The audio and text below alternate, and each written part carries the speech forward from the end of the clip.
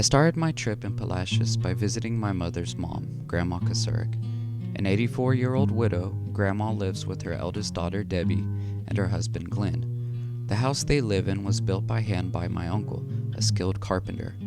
I asked Grandma about her early experiences in Palacios and the surrounding area.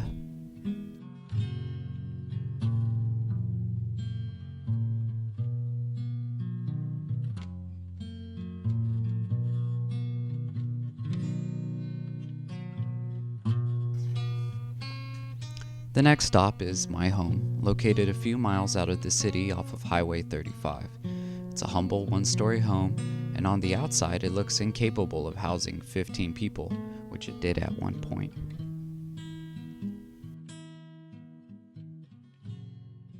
Three words to describe your family. Large, fun-loving, and handsome.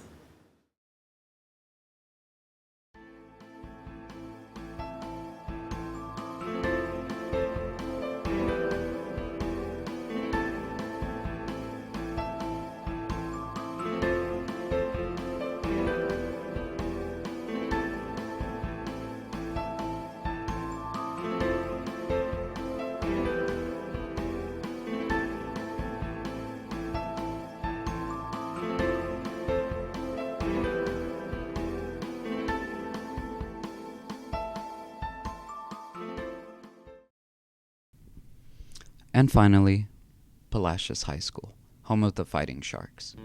PHS has everything a modern school needs in terms of technology, programs, and departments. The average class size is about 100 students.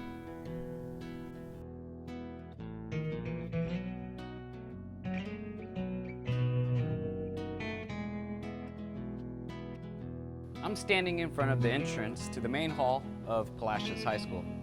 It was over here through these doors that me, my mother and father, several of my aunts and uncles and cousins all went to school. On this road, Business 35 is the majority of Palacios' businesses. There are only 3 fast food joints and 1 pizzeria. Dairy Queen is by far the oldest. My mother worked here in high school. This is my dad's office, which was converted from a small house. He sublets local real estate company in one of the spare rooms. It's very quaint for a lawyer. This is my grandfather's business, Palacios Iron and Metal.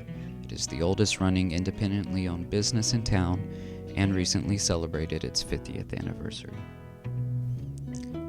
But the bread and butter of the Palacios commerce is here at the docks. Shrimping and aquaculture is Palacios' most famous and valuable asset. It's the shrimping industry that attracted the Vietnamese immigrants which we have today. The docks have attracted new business lately. The Sinac Corporation began building barges in the basin, creating many new jobs for the community.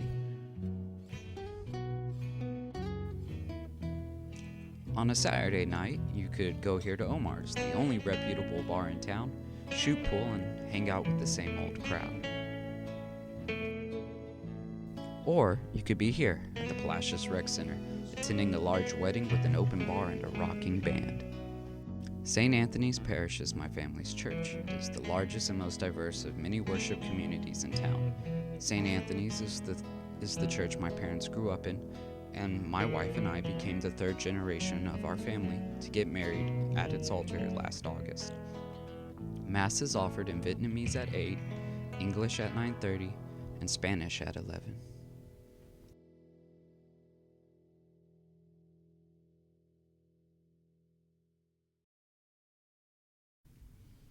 The Vietnamese community of Palacios is centered here in Bethany Park.